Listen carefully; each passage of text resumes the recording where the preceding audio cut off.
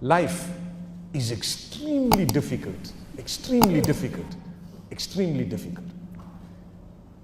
When you were born, you came to this world. This world is full of obstacles and tests. It is a testing ground. It's like a school. Every week you have an examination at the school. Every week you have a test. Every day some people have tests. If you go to a top private school, they will test you every day what you did yesterday. So this is the best. The dunya, Allah is going to test you one after the other. Every day you will be tested what you did, what you learned the previous day or earlier in that day, or what you know. Allah will test you. Allah says, وَلَنَبْلُوَنَّكُمْ Surah Al-Baqarah. I'm sure you've heard this verse. I just said one word. You know, Arabic language, a lot of you might understand a little bit. But when Allah says, نَبْلُوكُمْ, it means we will test you. And when He says, لَنَبْلُوَنَّكُمْ, He is emphasizing it so strongly. We will definitely test every single one of you. It's going to be test after test after test. That's why you are on earth. Everyone seated here, including myself, we have issues we need to deal with. You have issues. Health issues, we've all struggled with. Whether it's a cough, no matter what it is, we've all struggled with. Health issues. Nobody here can say, I've never had a health issue since I was born up to today. Go and ask your mother. Maybe when you were little, you were a colic child. Maybe you used to scream. Subhanallah. This is the plan of Allah. Why? Because Allah wants to test you. What are you going to do? Some of us, when we are tested, we get angry. Some of us, when we are tested, we get depressed. Allah says, no. There's no point in getting depressed. No point in getting angry. We could not all go to top schools. Agreed? We could not all get certain qualifications that we might have wanted. We had to fit in somewhere sometimes, either because we didn't do that well. Not everyone's brain is exactly the same in capacity. Allah created you. You are good at something. What is it? It might be different from what I am good at. But Allah did not leave you just like that. There is something that He gave you. Sometimes you don't realize what He's given you. He has bestowed upon you some gift that others perhaps don't have to your level. Some people are very intelligent. Some people are good with their hands. Some people are good at mathematics. Some people love biology, geography. Some people are very good at administration. Some people are good as teachers. Some people are good as, for example, computer specialists. Some people are good at sitting and watching. So they are guards. Subhanallah. Alhamdulillah, I see you are smiling. I didn't say lazy. I said good at sitting and watching. MashaAllah. May Allah subhanahu wa ta'ala help us. You still can have a job. You still can have a job. And you still can go. But how much will you earn? Let me inform you. At the beginning I said, man is such, he can adapt. That's Allah's gift to you. You can adapt. The man who earns 50,000 Qatar riyals a month, and another who earns 500 Qatar riyals a month, trust me, they are eating. Trust me, they are surviving. They get used to it. When that man who's earning 50,000, one day suddenly loses his job, and he's not earning, he will struggle. If he's a mu'min, he will make the most of what he has. He probably has saved a little bit in a beautiful way, because he knows that I'm a mu'min, I'm a Muslim, and perhaps this is a gift of Allah. I need to make the most of it. And if he is not a mu'min, or his iman is weak, he will start to cry. He will become depressed. He will become upset. He will not be able to survive, not realizing that the one on the street who is wearing a uniform and who's sweeping, he's happy. Assalamu alaikum, he's looking at you. Time for salah, he puts his broom on one side and Allahu Akbar, and he's so happy, he's delighted, mashallah. You give him 1 riyal, oh, jazakallah, thank you so much, sir, thank you, sir. He'll carry your bags, your plastic bags, from the supermarket all the way to your hotel room in the middle of the heat, and he won't expect more than 1 to 10 riyals from you, subhanallah. And he's happy and delighted, but you are a human being just like him. How come he's doing that? That's a gift of Allah. And he's happier than you are, yet you've got 1,000 riyal in your pocket. That's Allah. Adapt. This is the test. This is something that really we need to think about. Don't become depressed at your test, because your test is considered a gift for other people in their real life. Does it make sense? I have seen people without legs, wallahi, and they are so happy. I met a man who cannot move for many, many years. May Allah grant him shifa. He is paralyzed from top to bottom. He communicates with his eyes. May Allah grant him cure. But if you see him, you talk to him, you will be motivated, because trust me, his contentment and happiness with Allah is far greater by the will of Allah than a lot of us who are seated here today. We have small issues, so don't become depressed. The issues are there. That's what the dunya is all about. I'm here to tell you today that hardships in your life would start from the point of birth. Even before anything is written against you, your hardships have started.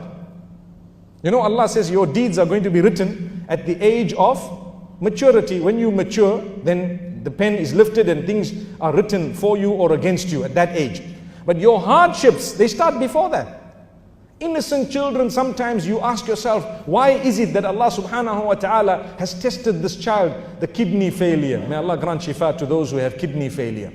Why is it that Allah has tested this child? Innocent child cannot see, innocent child cannot hear. That all is a test. Allah knows why. It's a test for you who are around the child. As for the child, Allah knows that it is Allah's child before it came to you on earth. And it will go back to Allah subhanahu wa ta'ala, and perhaps Allah will grant that child a lofty rank in Jannah. It is something amazing. And we definitely need to think about this unique system of Allah subhanahu wa ta'ala. So my brothers and sisters, as the child grows older and the child starts asking a question, and I got to the point of marriage, and the child is saying, I want to marry, please consider what the child is saying. Those who say, I am embarrassed about what people will say, they need to understand there is a greater embarrassment concerning what Allah will have to say or do. Remember this. People start saying back at home, what are they going to say? The people, wallahi, are you really bothered to fulfill the amana of Allah subhanahu wa ta'ala for you? If that is the case, watch out. Fulfill it in a beautiful way. If you have proper reasons, give them. MashaAllah, talk to your child. Don't use the fact, oh, you know, in our family it doesn't work like this. Do you not belong to Islam as a family? Are we not family members here? Are you not part of my family? I'm part of your family. We have the deen, we have Islam. Subhanallah. So, don't say, you know, in my family, my tribe, they don't allow it. You know, our culture. If your culture agrees with Islam, it's a beautiful culture. If there are 2-3 elements that are against Islam, you have to drop them, because Islam comes first. I am saying that yes, there is an ideal. Every parent has some dream. But can I tell you that reality, whether you like it or not, you have to adjust your dream as the years pass. If you don't, you will be angry, you will be depressed.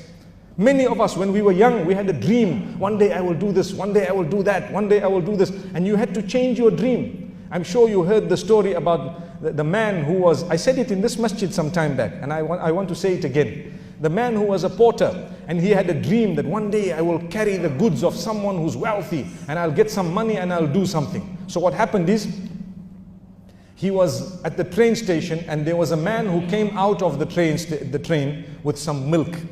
Milk in a can, a big can. And he was a wealthy man. That time there was a shortage of milk, so to have milk is something big. So he said, can you carry this? This man says, yes, I will carry this for you. And he says, I will give you a nice amount of money, good amount of money for this. So that man he took the can and he put it on top of his head. And he was walking, very happy. Today his dream is coming true. Why? Because I'm going to get a lot of money. And you know, they have a skill. The porters, if you have seen them, they put something on their head. They have a skill to put something on top without holding it. And they can even run, it won't fall. They can even run, it won't fall, because they know they are experts in their field. Subhanallah. This young man, he has this thing and he's walking. And that man says, look, whatever you do, don't drop the milk. He said, no, I won't. Don't worry, I won't. So he's walking. And as he's walking, he's thinking to himself, I'm going to get, say for example, $100 from this man, or $10, whatever it was. I will buy 2 chickens. From there, the chickens will lay eggs. When they lay eggs, I will start selling eggs. Then I will buy more chickens. Before I know it, I'm going to have a fowl run. And I will have many chickens, they will lay eggs, and I will also start selling the chickens themselves. So I will now be a person who sells chickens and eggs. And after some time, I will buy some sheep. And then I will have a little farm, and I will be able to grow. On one hand, I have my chickens, my eggs. The other hand, I will have sheep and perhaps goats. I might want to sell some of the milk of the goats, and I might end up selling the sheep, and I will open a butcher. I will be a butcher. And after some time, I'll buy a big piece of land and I'm going to buy some cows. When I buy the cows, we'll sell milk, we will sell cows, we will sell so many things. Wow, I will employ 200, 300 people and I will make sure that everything runs. And he is busy walking with this milk on his head and his plan. His plan. Beautiful plan. It's workable, isn't it? It can work if he works hard and Allah gives him acceptance. There are from amongst us, even maybe sitting here, people who started off with nothing and mashallah, today they have so much. You know that. So it's possible. So he has this dream and then he says, then I will buy a building in the city center. I will buy, because now when I make money, I can't just leave all my eggs in one basket. I will buy a building in the city center. And after that, I will buy another building and I will give it on rent and I will become one of the biggest businessmen in this whole land. Then I will go to the king to ask him for his daughter. Did you hear that?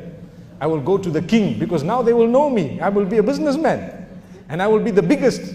They will ask me when he asks, I will then go to them and say, look, I want to marry your daughter. And as he is thinking this, he hit a rock and this thing here fell down. So when it fell down, the owner of the milk, he was so upset. He turned around and said, look, what did you do to my milk? I lost my milk. He says, wait, hang on, relax. You only lost your milk? I lost my chickens, I lost my goats, I lost my eggs, I lost everything. So many people lost their jobs. And at the same time, I even lost a wife.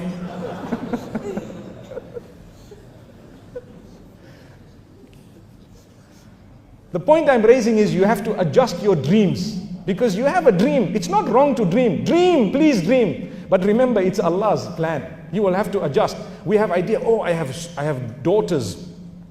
Inshallah, I will get them grow, they will grow up, mashallah, under me. I will teach them. They will become hafidha of the Quran. They will this. Everyone has a dream. I want my child to become imam of the masjid, to learn Islam, to spread the deen. Everyone has a good dream. I want my child to do this, to do that. You know what? And then you say, I want my child to marry someone, inshallah, who's a really good person, and inshallah, they will have children, I will have grandchildren one day by the will of Allah, and whatever. It's exactly like this man who had his dreams with his can of milk at the top. If anything happens to that can, trust me, you have to adjust your dreams. But Allah will give you something not very far off. If you aim very high with your children, inshallah, at least you will get halfway there. But if you have no aim, where are you going to go? You have no aim. So I have met young people, I want to memorize the Quran. I want to memorize the Quran. Give me some advice. Memorizing the Quran is not easy. Yes, it's good that you have the intention. Start today. You might not finish everything and you might find it difficult. How many children started hifz and then after a little while they gave up, they found it very difficult. At least they have a link with the Quran. At least now you can read the Quran looking inside properly.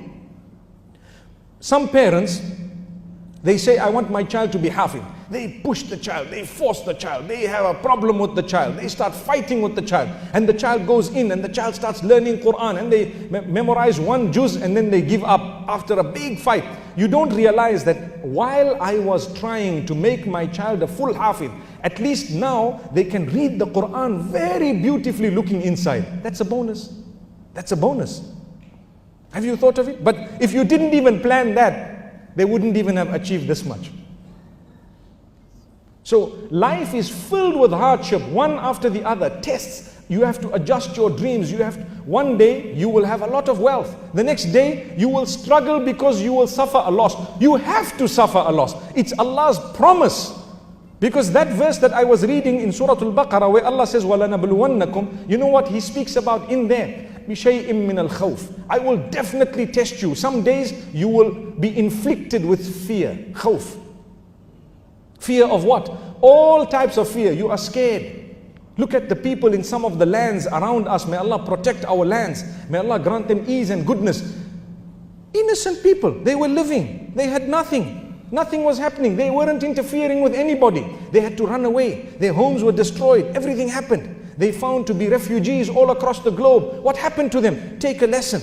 We are concerned. We want to see solution. We are Muslimin. We want a stop to all the fighting and killing. That's how it's supposed to be. That's what we make dua for. Sometimes there is confusion. We don't even understand what's going on. That's how much confusion there is. But the lesson to learn is, those people, a lot of them had more comfortable lives than you have today. Do you realize that? What happened? Allah says, we tested them. We tested them. They adapted. They went. They came. Those people who were living, in air condition, those people who had beautiful beddings, they were found later on to be in camps of refugees where they don't even have a blanket.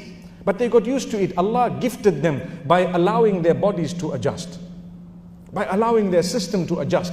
You have to adjust. If you don't, you get depressed. You become sick. You suffer a sickness, a mental disease, because you did not adjust. You have to adjust. When you lost your job, or your salary went down, or they were retrenching people and you had to go, for example, don't be depressed. Make the most of what you have. Some of the people who are the healthiest and wealthiest are from among those who one day they suffered a dip and then they came up. They suffered a dip and then they came up.